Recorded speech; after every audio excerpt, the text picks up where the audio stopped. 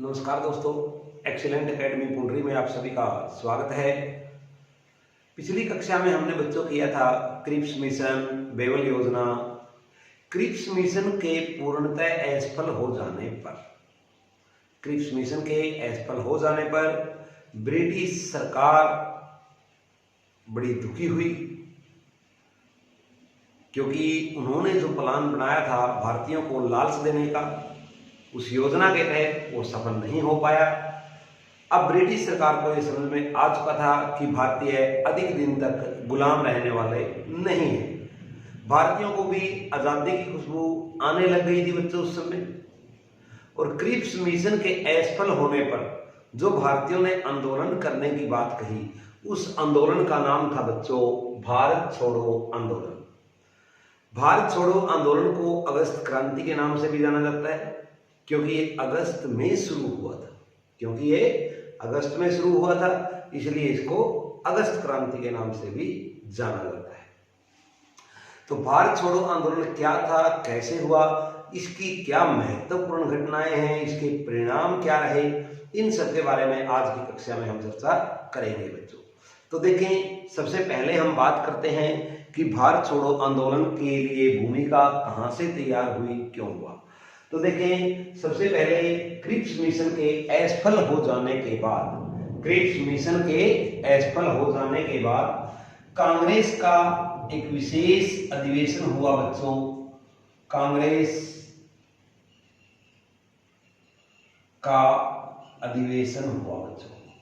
कांग्रेस का विशेष अधिवेशन बुलाया गया। कब?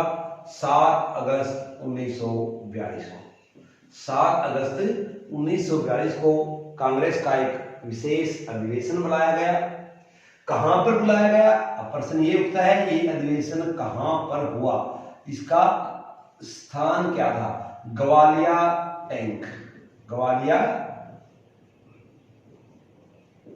टैंक के मैदान में यह सम्मेलन हुआ। इस मैदान को अगस्त क्रांति का मैदान भी कहते हैं बच्चों, क्योंकि इस आंदोलन की शुरुआत यहीं से हुई। अगस्त की क्रांति का मैदान भी इसे कहा जाता है बच्चों, याद रखना, ग्वालियर टैंक को। इसके अंदर, इस अधिवेशन के अंदर जो अध्यक्षता की, इस सम्मेलन की जो अध्यक्षता की, वो किसके द्वारा की गई? मौलाना अबुल कलाम आजाद के द्वारा इसकी अध्यक्षता की गई, जो 7 अगस्त को अधिवेशन। इस अधिवेशन के अंदर बच्चों जवाहरलाल नेहरू के द्वारा एक प्रस्ताव लाया गया। जिसे हम भारत छोड़ो कहते हैं। भारत छोड़ो प्रस्ताव लाया गया किसके द्वारा? जवाहरलाल नेहरू के द्वारा। प्रश्न पूछा जा सकता है बच्चों एग्जाम में, भारत छोड़ो प्रस्ताव किसके द्वारा लाया गया था? तो किसके द्वारा लाया गया था? जवाहरलाल नेहरू के द्वारा लाया गया था। इस प्रस्ताव पर कांग्रेस ने अपनी सहमति जताई और 8 अगस्त को कांग्रेस ने इसे पारित कर दिया। 8 अगस्त को कांग्रेस ने इसे पारित कर दिया और आंदोलन की शुरुआत हुई। इसी दिन से आंदोलन की शुरुआत मानी जाती है बच्चों, 8 अगस्त से ही। 8 अगस्त को यह आंदोलन पारित हुआ। सभी लोग ग्वालियर टैंक मैदान में इकट्ठे हुए थे, हजारों की संख्या में भीड़ थी वहां पर महात्मा गांधी ने मोहनदास करमचंद गांधी द्वारा एक 70 मिनट का भाषण दिया गया। 70 मिनट का भाषण दिया गया बच्चों। इस 70 मिनट के भाषण के अंदर उन्होंने 2-3 महत्वपूर्ण बातें कही, जो पूछी जा सकती हैं एग्जाम में। ये कथन गांधी जी द्वारा कब कहे गए? तो गांधी जी ने कहा, पहला जो उनका महत्वपूर्ण कथन था बच्चों, वो था करो या मरो। तो गांधी जी ने कहा करो या मरो। दूसरा जो महत्वपूर्ण कथन था, तो गांधी जी ने कहा कि मैं नहीं चाहता कि भारत स्थायी रूप से गुलाम रहे। या मैं भारत को स्थायी गुलाम होते नहीं देख सकता। मैं भारत को स्थायी गुलाम होते नहीं देख सकता। ऐसे प्रश्न आ सकते हैं बच्चों, एग्जाम के अंदर पूछा जा सकता है। ये कथन गांधी जी ने किस भाषण के अंदर कहा? मैं भारत को स्थायी गुलाम होते नहीं देख सकता। और तीसरा और महत्वपूर्ण कथन जो इन्होंने कहा वो कहा, मैं अब आजादी के अलावा किसी वस्तु से संतुष्ट होने वाला नहीं, किसी बात से संतुष्ट होने वाला नहीं। मैं आजादी के अलावा किसी बात से संतुष्ट नहीं होने वाला, कि अब मैं आजादी के अलावा किसी भी बात से संतुष्ट नहीं होगा। तो इस बात से, इसके ओजस्वी भाषण से महात्मा गांधी की लोगों के अंदर भावना जागी और उन्होंने भारत छोड़ो आंदोलन को बहुत बड़े स्तर पर आरंभ कर दिया बच्चों। जैसे ही इसकी जानकारी ब्रिटिश सरकार को मिली, जैसे ही इसकी जानकारी ब्रिटिश सरकार को मिली, तो ब्रिटिश सरकार ने एक ऑपरेशन चलाया, ऑपरेशन जीरो हावर। ऑपरेशन जीरो हावर, एक बार स्क्रीनशॉट ले लें बच्चों, उसके बाद हम आगे लिखेंगे ऑपरेशन जीरो हावर। एक मिनट बच्चों, यह जो नारा दिया था करो या मरो का, इसके बारे में कई बार एग्जाम में प्रश्न आता है कि यह नारा किसके द्वारा दिया गया था। तो हम आमतौर पर लिखते हैं कि यह नारा करो या मरो का जो नारा है ये महात्मा गांधी जी के द्वारा दिया गया, लेकिन नहीं, यह नारा यूसुफ मेहर अली द्वारा दिया गया था बच्चों। बड़ा ही महत्वपूर्ण प्रश्न है, करो या मरो नारे का निर्माण किसने किया था? यूसुफ मेहर अली ने किया था। जिस समय ये अधिवेशन हुआ उस समय कई लोगों ने अपने अपने स्लोगन रखे महात्मा गांधी के सामने, लेकिन महात्मा गांधी ने यूसुफ मेहर अली का ये स्लोगन चुना इस आंदोलन के लिए। वैसे कई लोगों ने प्रस्ताव रखे थे, अलग अलग स्लोगन थे सभी के, लेकिन महात्मा गांधी को यही नारा पसंद आया। तो करो या मरो का नारा जो दिया था वो यूसुफ मेहर अली ने दिया था। इस नारे का आह्वान महात्मा गांधी के द्वारा किया गया था बच्चों। यूसुफ मेहर अली के द्वारा एक और नारा दिया गया था बच्चों, अगर एग्जाम में प्रश्न आता है, क्या? Simon go back. Simon go back का नारा भी अगर पूछ लिया जाए एग्जाम में, साइमन गो बैक का नारा किसके द्वारा दिया गया? तो बच्चों साइमन गो बैक का नारा भी किसके द्वारा दिया गया था बच्चों? जी, यूसुफ अली मेहर के द्वारा दिया गया था बच्चों। यह आंदोलन 8 अगस्त को ही क्यों शुरू हुआ बच्चों? इसके पीछे भी एक कारण था। 1942 से ठीक 17 साल पहले यानी कि 1925 में 8 अगस्त के दिन ही एक युवा नौजवान सभा हुई थी, जिसके अंदर बिस्मिल्लाह, जिसकी अध्यक्षता कर रहे थे राम प्रसाद बिस्मिल, जिसकी अध्यक्षता कर रहे थे, तो और चंद्रशेखर आजाद, राम प्रसाद बिस्मिल और चंद्रशेखर आजाद ने उसकी अध्यक्षता की, नौजवान सभा थी। और उस नौजवान सभा के अंदर काकोरी कांड, जो आपने सुना होगा, रेल को लूटने की योजना बनाई गई और 9 अगस्त को वो ट्रेन लुटी गई। 8 तारीख को ही ये योजना बनाई गई थी, इसीलिए 8 तारीख को ही इस आंदोलन की शुरुआत की गई, ठीक 17 साल बाद काकोरी कांड के। उस कांड की वजह से राम प्रसाद बिस्मिल्लाह और अशफाक उल्लाह खां को फांसी की सजा भी हुई थी बच्चों। लेकिन ये आंदोलन उस समय दबा दिया गया था। काफी लोगों को उसमें जेल भी हुई थी काकोरी कांड के अंदर, लगभग 20 से 25 लोगों को जेल हुई, कुछ को उम्र कैद हुई, कुछ को फांसी हुई। प्रमुख फांसी जिनको हुई वो बताया था मैंने आपको, जो प्रमुख नेता थे फांसी पर चढ़ने वाले, वो अशफाक उल्लाह खां और राम प्रसाद बिस्मिल थे बच्चों। इस आंदोलन के बारे में जैसे ही अंग्रेजों को पता चला,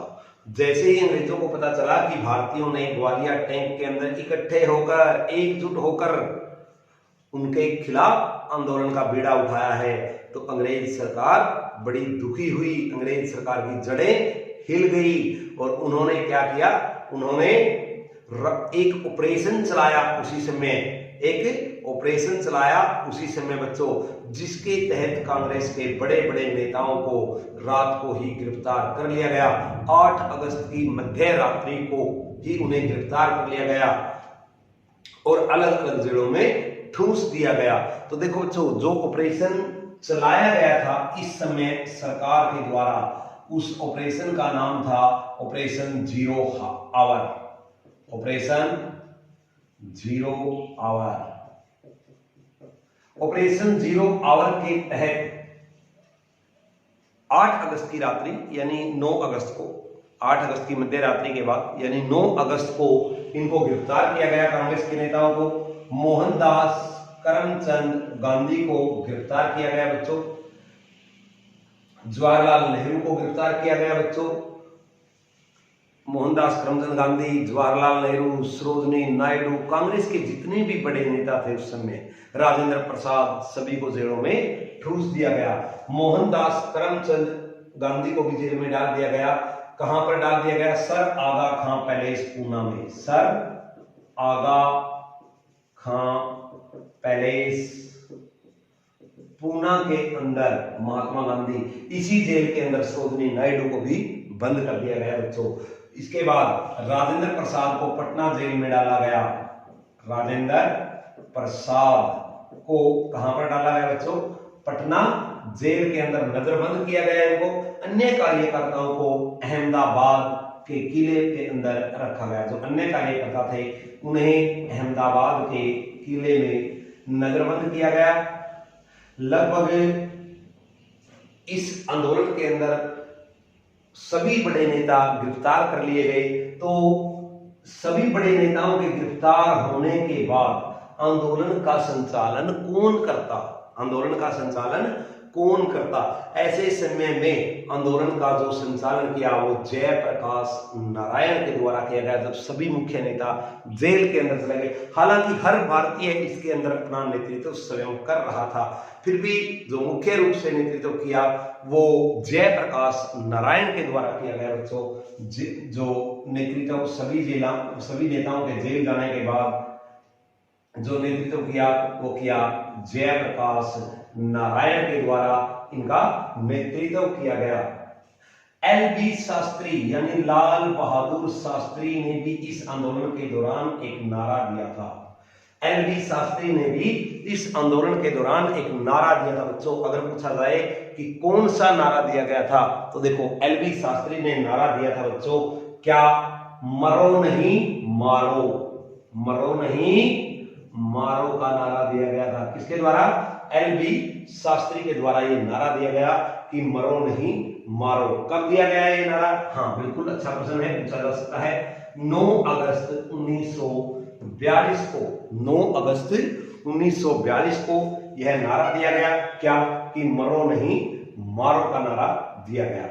इस आंदोलन के लिए, इस आंदोलन के अंदर जो महत्वपूर्ण भूमिका निभाई, एक बड़ी ही महत्वपूर्ण भूमिका निभाई गई, वो जो हमारा गुप्त रेडियो स्टेशन था उस समय, जो हमारे गुप्त रेडियो स्टेशन थे उनके द्वारा बड़ी महत्वपूर्ण भूमिका निभाई गई।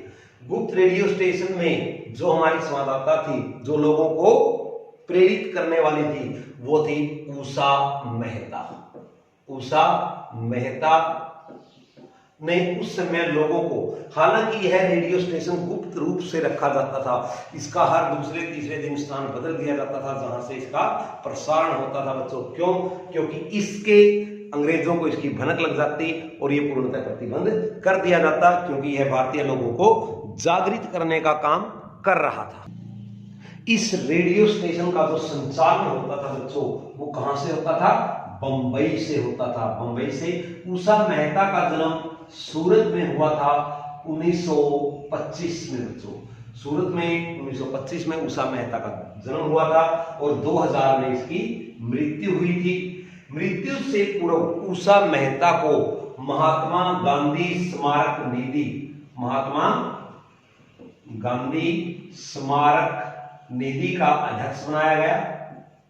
उषा मेहता को महात्मा गांधी स्मारक निधि का अध्यक्ष बनाया गया। और इस आंदोलन में भारतीयों के अंदर जान फूंकने के लिए, भारतीयों को प्रेरित करने के लिए इन्होंने जो प्रयास किए, उन प्रयासों की वजह से ही इनको पद्म विभूषण दिया गया भारत आजाद होने के बाद। कब? 1998 में इन्हें पद्म विभूषण से सम्मानित किया गया। इसके अतिरिक्त उषा मेहता के अतिरिक्त एक अन्य नेता भी थे जिन्होंने इस आंदोलन के अंदर, रेडियो प्रसारण के अंदर बहुत बड़ी भूमिका निभाई थी बच्चों।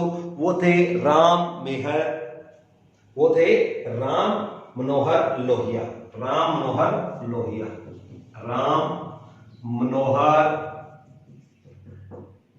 लोहिया दूसरे प्रमुख नेता थे बच्चों। पहली थी रेडियो स्टेशन की उषा मेहता और दूसरे थे राम मनोहर लोहिया ने एक नारा दिया था जिसको हमें याद रखना पड़ेगा। जब भारत आजाद हो गया तो उन्होंने एक बात पर जोर दिया था, पूछा जा सकता है प्रश्न बच्चों, क्या? रोटी और बेटी। इन्होंने इसका समर्थन किया था, इस योजना का, रोटी और बेटी योजना का समर्थन किया था। तो ये थे राम मनोहर लोहिया जी। तो इसका स्क्रीनशॉट ले लें बच्चों, उसके बाद हम आगे करेंगे इसके बारे में। जेल में बंद गांधी जी के द्वारा, जेल के अंदर इस गिरफ्तारी के विरोध में गांधी जी द्वारा अनशन किया गया बच्चों, लेकिन अंग्रेजी सरकार पर इस अनशन का कोई प्रभाव नहीं पड़ा। अंग्रेजी सरकार इससे इंतजार में थी कि गांधी जी अनशन की वजह से कब मरे और ये खबर उन तक कब पहुंचे। जैसे ही गांधी जी को इसका अंदेशा हुआ तो गांधी जी ने आमरण अनशन को तोड़ दिया।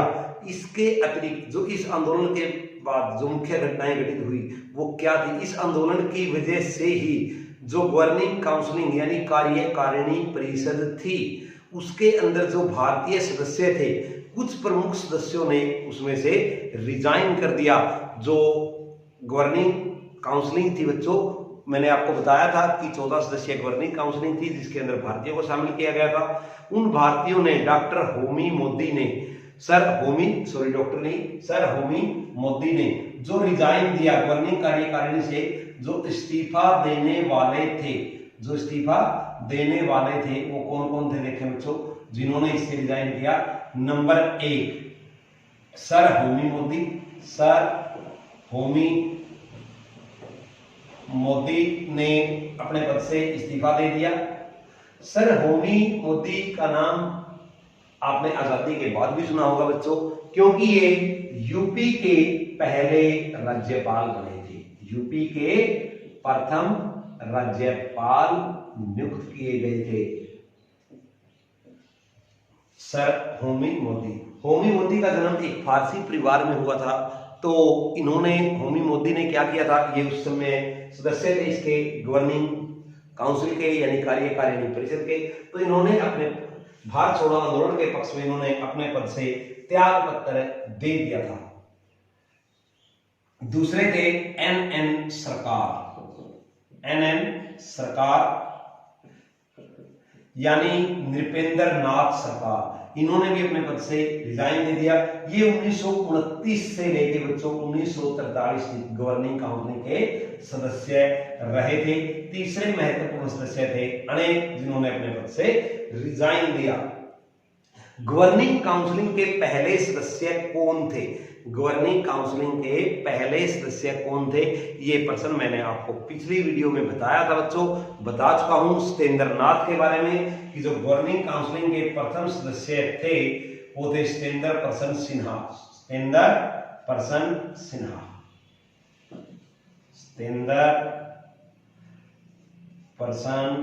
सिन्हा जो थे प्रथम सदस्य थे जो गवर्निंग काउंसिलिंग के अंदर चुने गए थे बच्चों। प्रथम सदस्य कब चुने गए थे? हाँ, ये भी मैंने बताया था पिछली वीडियो में, 1909 के अंदर ये गवर्निंग काउंसिलिंग के प्रथम सदस्य चुने गए थे बच्चों, ये याद रखना। तो इस प्रकार से इसका परिणाम अच्छा नहीं रहा और भारतीयों ने क्या किया, रिजाइन देने शुरू कर दिए, सरकारी नौकरियों से रिजाइन देने शुरू कर दिए और गवर्निंग, यहां तक कि गवर्निंग काउंसिलिंग के प्रमुख पद से भी जिन पदों पर वो बैठे हुए थे वहां से भी भारतीयों ने रिजाइन करना शुरू कर दिया बच्चों। इसके बाद इस आंदोलन की वजह से, भारत छोड़ो आंदोलन की वजह से जो इसके सुखद परिणाम आए बच्चों, इसका स्क्रीनशॉट ले लें। उसके बाद हम सुखद परिणामों के बारे में बात करेंगे। सुखद परिणाम क्या थे? कुछ स्थानों पर उस समय समांतर सरकारों का गठन हुआ, समांतर सरकारों का गठन हुआ। जो इसका सुखद परिणाम रहा बच्चों, वो क्या रहा? सुखद परिणाम क्या? भारत के अंदर कई स्थानों पर समानांतर सरकार का गठन हुआ, कई जगह पर समानांतर सरकारों का गठन हुआ। समानांतर सरकार क्या होती है? देखो बच्चों, समानांतर सरकार का मतलब है कि भारतीयों ने अपने आप स्वयं को, कुछ क्षेत्र थे भारतीय जिन्होंने स्वयं को आजाद घोषित कर दिया, उन्होंने वहां के मुख्य कार्यालयों पर, उन जगह के मुख्य जो कार्यालय थे उन पर कब्जे कर लिए और वहां पर अपनी सरकारें बनाई गई।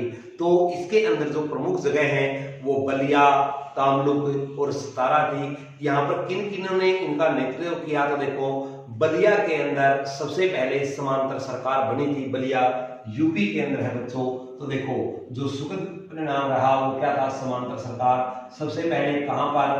बलिया के अंदर समांतर सरकार बनी। बलिया कहां पर है बच्चों? यूपी के अंदर है बलिया। तो यूपी के अंदर सबसे पहले सरकार बनी और वहां के जो मुखिया थे, जिन्हें बलिया का शेर कहा जाता था, जिन्हें बलिया का शेर कहा जाता था, वहां के जो मुख्य नेता थे वो थे चीतू पांडे। तो बलिया के अंदर सरकार का गठन किसके द्वारा किया गया बच्चों? चीतू पांडे के द्वारा। चीतू पांडे को क्या कहा जाता था वहां पर? बलिया का शेर कहा जाता था, या शेरे बलिया। बलिया का शेर या शेरे बलिया इनको कहा जाता था, चीतू पांडे को कहा जाता था। सबसे पहले वहीं पर बनी थी। इन्होंने क्या किया? चीतू पांडे ने वहां के लगभग 10 पुलिस थानों पर कब्जा कर लिया था। 10 पुलिस थाने छीन लिए और अपने कब्जे में ले लिए। किसने? चीतू पांडे ने। चीतू पांडे का जन्म जो हुआ बच्चों वो 1865 में हुआ था। एक रटचूक गांव था, रटुचक गांव था, वहां पर इसका जन्म हुआ था बच्चों। तो देखो, चीतू पांडे का जन्म जो हुआ वो हुआ 10 मई 1865 को और जो मृत्यु हुई वो हुई 1946 में। चीतू पांडे के बारे में जो जानकारी है, गांव का नाम था रटुचक। क्या था? जिस गांव में इनका जन्म हुआ उस गांव का नाम था रटुचक गांव। तो इन्होंने बलिया के अंदर प्रथम समानांतर सरकार का गठन किया। समानांतर सरकार यानी अंग्रेजों के अधीन नहीं। देखो, भारत 1947 में आजाद हुआ है बच्चों, लेकिन कुछ स्थान 1947 से पहले ही आजाद हो गए थे, जैसे कि बलिया, तामलुक, सतारा। ठीक, तो देखो बच्चों, पहला था बलिया सबसे पहले जहां पर समानांतर सरकार का गठन किया गया। दूसरा है तामलुक। दूसरा क्या है? तामलुक, जहां पर समानांतर सरकार का गठन किया गया बच्चों। तामलुक के अंदर, तामलुक यानी मिदनापुर जिले के अंदर है ये जो तामलुक है बच्चों। कहां पर? मिदनापुर जिले के अंदर है, वेस्ट बंगाल के अंदर बच्चों। कहां पर? वेस्ट बंगाल में है तामलुक नाम स्थान। वहां पर भी तामलुक के अंदर यानी मिदनापुर के अंदर वहां पर भी समानांतर सरकार बनाई गई। वहां पर भी समानांतर सरकार बनाई गई, जिसे जातीय सरकार भी कहा जाता था। क्या कहा जाता था बच्चों? उसे जातीय सरकार भी कहा जाता था, क्योंकि यह इसके अंदर, इस सरकार के अंदर सभी लोग एक ही जाति के थे, इस कारण से इसको जातीय सरकार कहा जाता था। जो यहाँ ये सरकार बनाई, जो काम किया वो किया सतीश सामंत ने।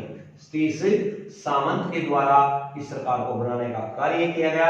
जातीय सरकार जो बनाई, क्योंकि अधिकतर लोग इसके अंदर एक ही जाति के थे, इस कारण से इसको जातीय सरकार कहा गया। सभी लोग एक जाति के होने के कारण इस सरकार के द्वारा, एक एग्जाम में प्रश्न आता है बच्चों कई बार, विद्युत वाहिनी सेना का निर्माण किसने किया? विद्युत वाहिनी सेना का निर्माण, विद्युत वाहिनी सेना का निर्माण भी इनके द्वारा किया गया बच्चों। ये भी महत्वपूर्ण प्रश्न है। सतीश सामंत के द्वारा यानी जातीय सरकार के द्वारा। तामलुक के अंदर एक और महत्वपूर्ण महिला जिन्होंने इस आंदोलन के अंदर इस सरकार को बनाने में बड़ी महत्वपूर्ण भूमिका निभाई है, महिलाओं को जिसने एकत्रित किया, जिसे बूढ़ी गांधी के नाम से लोग जानते हैं। बूढ़ी गांधी, अगर प्रश्न आता है एग्जाम में, बूढ़ी गांधी के नाम से किसे जाना जाता है बच्चों, तो है मातंगनी हजारा। मातंगनी हजारा जो प्रमुख नेता थी बच्चों, मातंगनी हजारा, जिन्हें बूढ़ी गांधी एग्जाम के अंदर प्रश्न पूछा जा सकता है बच्चों, बड़ा महत्वपूर्ण प्रश्न बनता है कि बूढ़ी गांधी के नाम से किसे जाना जाता है, मातंगनी हजारा को। इसका जन्म बोगला गांव में हुआ था, बोगला ग्राम के अंदर इसका जन्म हुआ मातंगनी हजारा का 19 अक्टूबर 1870। 19 अक्टूबर 1870 को बच्चों इसका जन्म हुआ मातंगनी हजारा का। मातंगनी हजारा बड़ी ही अच्छी महिला थी, इन्होंने बहुत कुछ किया भारत के लिए। हालांकि इनकी शादी कम उम्र में कर दी गई थी, मात्र 12 वर्ष की आयु में इनकी शादी कर दी गई थी, और शादी के 6 साल बाद जो इनके विदुर पति थे वो एक्सपायर हो गए थे। उसके बाद जो इनके विदुर पति के जो बच्चे थे पहली पत्नी से, उन्होंने इसको घर में रखना उचित नहीं समझा, ये गांव से बाहर रहने लगी, गांव में, और एक झोंपड़ी के अंदर रहने लगी।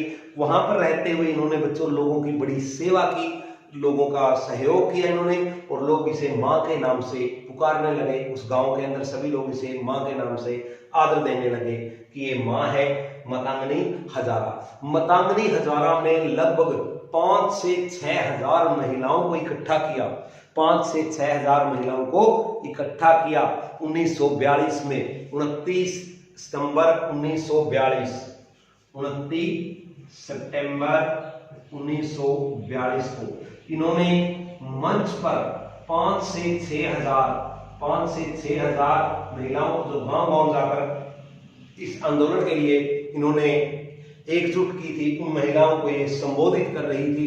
उसी समय इनके ऊपर गोली चलाई गई ब्रिटिश सरकार के द्वारा। पहली गोली इनके बाएं हाथ में लगी और बाएं हाथ में ये अपना झंडा पकड़े हुए थी। इतनी ओजस्वी महिला कि उस झंडे को इन्होंने नहीं गिरने दिया, बाएं हाथ में गोली लगने के बाद भी झंडे को दाएं हाथ में पकड़ लिया। दूसरी गोली दाएं हाथ में लगी और तीसरी गोली इनके माथे में लगी, और यह वीरांगना वीर गति को प्राप्त हुई, और यह वीरांगना वीर गति को प्राप्त हुई। तो बच्चों महिलाओं का भी इस आंदोलन के अंदर बहुत बढ़ चढ़कर भाग रहा है। सरोजिनी नायडू में बता चुका हूं पहले ही कि महात्मा गांधी के साथ ही जेल में गई थी, लेकिन हम मातंगनी हजारा को नहीं भूल सकते, जिन्हें बूढ़ी गांधी के नाम से जाना जाता है, जिन्हें बूढ़ी गांधी के नाम से जाना जाता है। तो दूसरी समानांतर सरकार बनी थी बच्चों तामलुक के अंदर।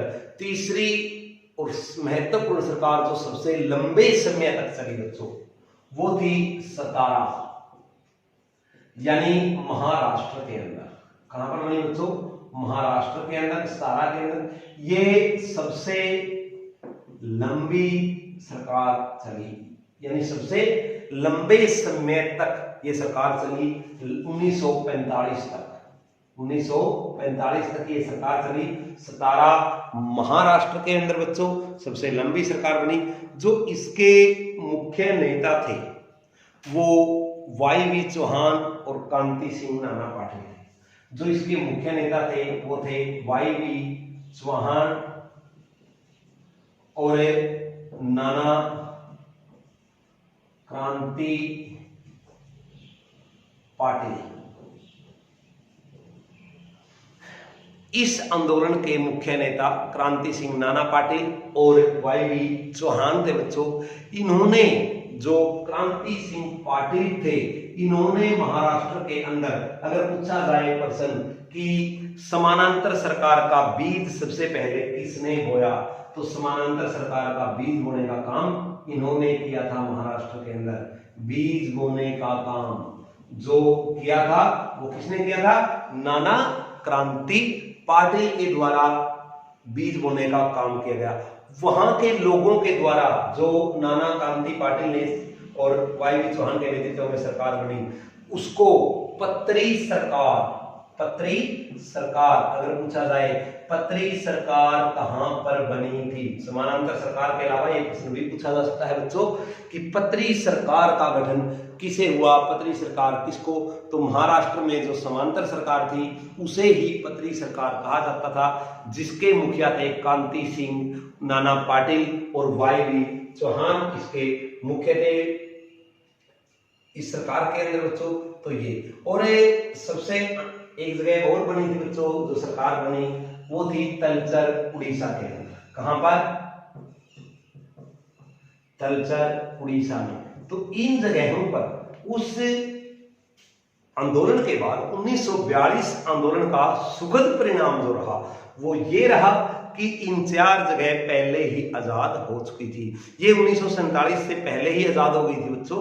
1947 में तो पूरा भारत ही आजाद हो गया था, आप सभी को पता है। तो इन 4 जगह पर समांतर सरकारों का गठन हुआ 1942 के अंदर। इसके अतिरिक्त कुछ नेता और कुछ दल जो उस समय थे वो इस आंदोलन के पक्ष में नहीं थे। कुछ नेता और दल इस आंदोलन के पक्ष में नहीं थे।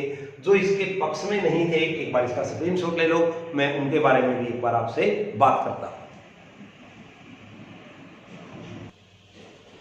सतीश सामंत, जिन्होंने तमलुक में सरकार बनाई थी बच्चों, मुख्य नेता था वहां का सतीश सामंत। वो आजादी के बाद भी भारत सरकार में योगदान देते रहे। 1952 से 1977 तक वो एमपी रहे हैं। भारत आजाद होने के बाद 1952 से 77 तक वो एमपी रहे हैं। हम बात कर रहे थे कि इस आंदोलन की आलोचना किसने की, जो इसके प्रमुख आलोचक थे वो कौन कौन थे? तो सबसे पहले जो प्रमुख आलोचक थी वो थी बच्चों मुस्लिम लीग। मुस्लिम लीग ने कहा कि भारतीय यह आंदोलन भारत की स्वतंत्रता के लिए नहीं बल्कि हिंदुओं को ऊंचा उठाने के लिए, हिंदू राष्ट्र बनाने के लिए, हिंदुओं की सरकार बनाने के लिए केवल हिंदू साम्राज्य स्थापित करना चाहते हैं। मुस्लिम लीग का क्या था विचार कि जो भारतीय नेता हैं वो केवल हिंदू साम्राज्य का विस्तार करना चाहते हैं, हिंदू साम्राज्य को स्थापना करना चाहते हैं, विस्तार नहीं सॉरी, हिंदू साम्राज्य की स्थापना करना चाहते हैं, ऐसा मुस्लिम लीग का विचार था। और मुस्लिम लीग ने भारतीयों का या उस समय जो आंदोलन था उसके अंदर भाग नहीं लिया, साथ नहीं दिया, बल्कि ब्रिटिश का साथ दिया। और 23 मार्च 1943 को पाकिस्तान दिवस मनाया। प्रश्न पूछा जा सकता है बच्चों, पाकिस्तान दिवस कब मनाया जाता है? तो 23 मार्च 1943 को मुस्लिम लीग के द्वारा 23 मार्च 1943 को पाकिस्तान दिवस मनाया गया बच्चों। इसी के विरोध में पाकिस्तान दिवस मनाया गया मुस्लिम लीग के अलावा तेज बहादुर सप्रू भी इसके समर्थक नहीं रहे, वो भी आलोचक थे। तेज बहादुर सप्रू, उन्होंने कहा कि जो यह आंदोलन है ये अविचारित है, असामयिक है, अविचारित है, असामयिक है, सही समय पर नहीं कर रहे। तेज बहादुर सप्रू के ऐसे विचार थे। राजगोपालाचारी ने भी इसकी आलोचना की थी बच्चों। राजगोपालाचारी भी इसके पक्ष में नहीं थे, इस समय आंदोलन के पक्ष में नहीं थे। ये वो प्रमुख नेता हैं बच्चों जिन्होंने इसको उचित नहीं माना था, इस आंदोलन को। डॉक्टर भीमराव अंबेडकर जी भी उन्हीं में से थे। डॉक्टर भीमराव अंबेडकर भी इसके समर्थक में नहीं थे। भीमराव अंबेडकर जी ने कहा कि यह अंतर्दायी पूर्ण कार्य है और पागलपन भरा कार्य है जिसका कोई उत्तरदायित्व नहीं बनता। अनुत्तरदायी पूर्ण कार्य है, पागलपन भरा कार्य है। 5वां, जो उस समय अकाली दल था उन्होंने भी अकाली दल और हिंदू महासभा, उन्होंने भी अकाली दल व हिंदू महासभा जो थी वो भी इसके समर्थन में नहीं थी, इसके पक्ष में नहीं थी। उसके बावजूद भी ये आंदोलन हुआ, ये आंदोलन सफल हुआ। कितना सफल हुआ, कितनी जगह सरकारें बनी, वो सब मैं आपको बता चुका हूं बच्चों। ऐसा नहीं है कि ये लोग आजादी के पक्ष में नहीं थे, ये आजादी के पक्ष में थे बच्चों। राजगोपालचारी जी, तेज बहादुर जी, भीमराव जी, अकाली दल, हिंदू सभी का लक्ष्य एक ही था, आजादी प्राप्त करना। लेकिन सबके तरीके अलग अलग थे, सबके तरीके और विचार अलग थे, वैचारिक मतभेद था इनके अंदर वैचारिक मतभेद था, लक्ष्य के अंदर मतभेद नहीं था। लक्ष्य सभी का सिर्फ और सिर्फ आजादी था बच्चों। ऐसा नहीं है कि ये भारत के विद्रोही थे, नहीं, ये सब भारत के पक्ष में थे, ये भी आजादी चाहते थे, लेकिन इनका तरीका अलग था और महात्मा गांधी का तरीका अलग था। तो ये सब भी आजादी चाहते थे, पर इनका तरीका दूसरा था, जो इसके समर्थन में नहीं थे भारत छोड़ो आंदोलन के। जी, तो ये था आपका भारत छोड़ो आंदोलन बच्चों। उम्मीद करता हूं कि लगभग चीजें आपकी इसकी कवर हो चुकी होंगी, इस जो आज मैंने आपको टॉपिक करवाया है, और उम्मीद करता हूं आपको पसंद भी आया होगा बच्चों। अगर आपको लगता है कि आपको समझ आया है और आपको पसंद आया है आज का हमारा वीडियो, तो वीडियो को लाइक, शेयर और सब्सक्राइब जरूर कर देना दोस्तों, अपने सभी दोस्तों के पास, जो भी हैं आपके रिलेटिव उन सभी के पास, अगर आपको वीडियो पसंद आता है। उम्मीद करता हूं कि आपको हमारी वीडियो पसंद आती रहेंगी। अगली वीडियो में हम कैबिनेट मिशन के बारे में चर्चा करेंगे बच्चों। कैबिनेट मिशन क्या था, कब आया, कैसे आया और भारतीय संविधान का निर्माण कैसे हुआ, वो सब हम अगली वीडियो में चर्चा करेंगे। हमारा जो टॉपिक था वो था भारतीय संविधान का निर्माण, और हमने बताया था कि संविधान के निर्माण में किन चीजों ने मुख्य भूमिका निभाई। चार्टर एक्ट, अधिनियम, इतने सारे आंदोलन, ये सब आधार बने भारतीय संविधान का, जिसके बारे में हम चर्चा कर रहे हैं। तो धन्यवाद दोस्तों, जय हिंद।